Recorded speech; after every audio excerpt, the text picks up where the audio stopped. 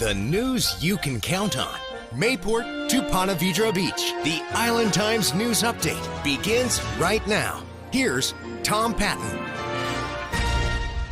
Welcome to the Island Times News Update. I'm Tom Patton. In 2006, the Atlantic Beach Commission passed an ordinance that would prohibit homeowners from offering short-term rentals for any period of less than 90 days.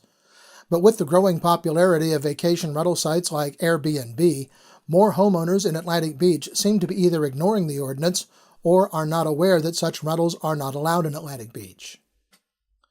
In an effort to correct that situation, and in light of an increase in complaints about such rentals coming into the city, Commissioner John Stinson placed an item on the agenda for the June 26th meeting that would direct the city manager and the city staff to begin an awareness campaign about the issue, but with the ultimate goal of stronger enforcement of the ordinance. Stinson said he knows that such short-term rentals are popular with both homeowners and beach visitors, and that it's likely that many people are not aware that the ordinance is on the books. Again, it's an ordinance that we either need to enforce or we need to relook at and say that this is not what the city wants anymore. But in 2006, it was obviously what the city wanted. And I think until it's decided that we don't want that, we need to do something about it. The recommendations adopted by the City Commission include directing the city manager to notify all property owners about the ordinance as it's written. When property owners are identified who are violating the ordinance, the city would turn that information over to the Duval County Property Appraiser's Office, who would deal with any homestead exemption violations. Rental property that is rented for more than 90 days in 2 consecutive years do not qualify for homestead exemptions, and there are significant penalties attached to violations. The city will also create a written policy to do random searches of sites like Airbnb to find Atlantic Beach property owners who continue to violate the ordinance and refer them to code enforcement. And finally, they will include reminders in the monthly city newsletter that goes out to residents in their utility bills. The recommendations were considered a good compromise that would give homeowners an opportunity to stop violating the ordinance before any enforcement action was taken. The City of Atlantic Beach plans to continue to press the Florida Department of Transportation for a reduction in the speed limit on Mayport Road from 45 miles per hour to 35 miles per hour. The FDOT evaluated the current 45 miles per hour speed limit at the request of the city in March, but determined that lowering the speed limit was not warranted by the current traffic speeds on Mayport Road. They also said the road was designed to handle traffic at 45 miles per hour, and lowering the speed limit was not justified. Interim City Manager Kevin Hogenkamp, however, said that the community wants the speed limit lowered on the road and that it's really a matter of public safety. You can see a lot more detail going slower. You can see people on the sidewalk. You can see open signs at businesses, a bicyclist in the periphery. As far as reaction time at 35 miles an hour rather than 45 miles an hour, I think the police officers responding to crashes won't hear the words, "I didn't see them," as often. Our community residents and the people who are otherwise walking along Mayport Road, bicycling and driving cars, the impact of crashes won't be as severe at 35 miles an hour as opposed to 45 miles an hour. The Commission directed Hogenkamp to continue with his efforts and will pass a resolution at the appropriate time to be sent to FDOT. It will also request formal endorsement of the resolution to lower the speed limit from several stakeholders, including the commander of Naval Station Mayport, local businesses on Mayport Road, and bicycle and pedestrian safety advocates. It will also emphasize the issue of home rule, saying the local government should have the authority to establish speed limits in local communities. The 3 beach mayors were joined by Jacksonville Mayor Lenny Curry and District 13 Councilman Bill Gulliford on the beach Wednesday to mark the end of the project to rebuild the dunes following Hurricane Matthew. The city of Jacksonville contributed $7.5 million to the project, which has been completed before the hurricane season gets into high gear this year. Still to be done is the planting of sea oats along the dunes to stabilize them, offering more protection to the beach communities. The Jacksonville Pier remains closed as well. Some 300 feet of the pier were washed away by the storm. When we come back, Jacksonville Beach braces for the July 4th celebration. This is the Island Times News Update. The news you can count on. The Island Times News Update will be right back.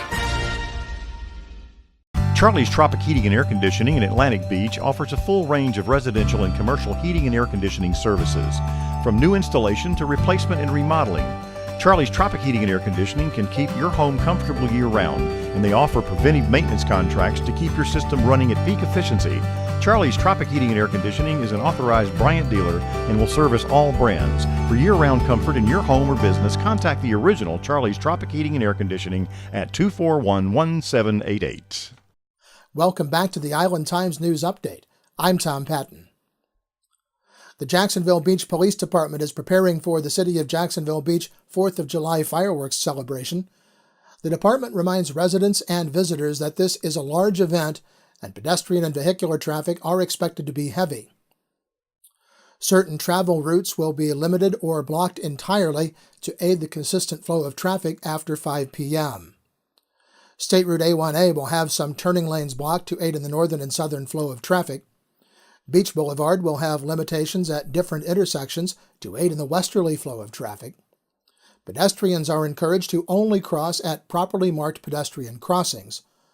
The main travel route for northbound and southbound traffic along the three beach communities will be State Route A1A. A secondary route will be Penman Road to Florida and then to Mayport Road. The main travel routes westbound will be J. Turner Butler Boulevard, Beach Boulevard, and Atlantic Boulevard. A secondary route for westbound traffic will be Wonderwood Drive. There will be delays in both vehicular traffic as well as pedestrian traffic. If you're coming to the beaches area to enjoy the 4th of July celebration, pre-plan your routes and please be patient. The fireworks show will necessitate a beach closure from 5th Avenue North to 3rd Avenue North. No one will be allowed on the oceanfront or in the water in that 2-block public safety zone.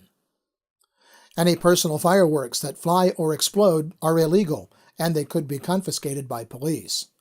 Police will also be strictly enforcing the drinking in public laws. And finally, police in all three beach communities are reminding everyone that if you see something, say something. All suspicious activity should be reported to police, and please help us keep the beaches clean.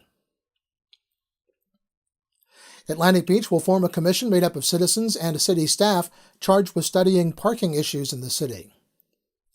The idea was initially to study parking near the beach. Many residents are concerned about the number of people who park in the beach access parking areas and the difficulty finding parking not only for beach visitors, but also residents who live near the beach. But it was pointed out early in the discussion that the resolution proposing the committee that the parking problem in Atlantic Beach goes far beyond areas near the beach. Commissioner Blythe Waters said that the parking issue needs to be considered in a holistic way. Beach access parking is really only one part of the parking issue that our city faces. We frequently, shape issues around what happens east of Seminole Road, and this is kind of a case in point of an example where there are parking issues. Maybe we don't hear as much about them, but they do exist other places in the city. And I think that we really need to get citizens involved to begin to address the parking issues at Town Center. It's not just for the residents that live on First, 2nd, and 3rd Street. It's for all of us who try to come home from work through the sea of people trying to find a parking space. So if we're going to do it, I think we should address it holistically. The Commission voted to form the Citizen Committee, which will make recommendations to the City Commission by October 1st, and it will sunset on December 31st of this year. The scope of the committee study will be discussed at the Commission's next Town Hall meeting. And Atlantic Beach Mayor Mitch Reeves has been certified by the Atlantic Beach City Clerk as having qualified for election in August 2017. First elected Atlantic Beach mayor in 2015, Reeves says he has focused on lowering taxes, enhancing quality of life, and making Atlantic Beach city government more efficient. Reeves' opponent is Ellen Glasser. In just a moment, we'll look at the weather for the long July 4th weekend. This is the Island Times News Update. The news you can count on. The Island Times News Update will be right back. Beaches Academy Child Care Center in Jacksonville Beach has been offering affordable, loving child care to families in the Beaches communities for 35 years. Conveniently located on Penman Road, Beaches Academy offers care for children from infants through preschool, with programs that encourage learning and outdoor play. Our affordable tuition means families can get quality child care at a price that fits their budget. Contact Beaches Academy at 246-3885 and schedule a tour of our center. Beaches Academy, the child always comes first. The news you can count on. Mayport to Ponte Vedra Beach, forecasting your beaches. This is your local look weather. The National Weather Service says we can expect a daily chance of showers and thunderstorms over the next several days, including a 50% chance of rain on Independence Day. It's going to continue to be warm and muggy with highs in the mid to upper 80s and lows in the mid 70s. The Island Times is always digital, always free at theislandtimes.com. Like us on Facebook and follow us on Twitter to be the first to know about stories posted on the Island Times. I'm Tom Patton. Thanks for watching.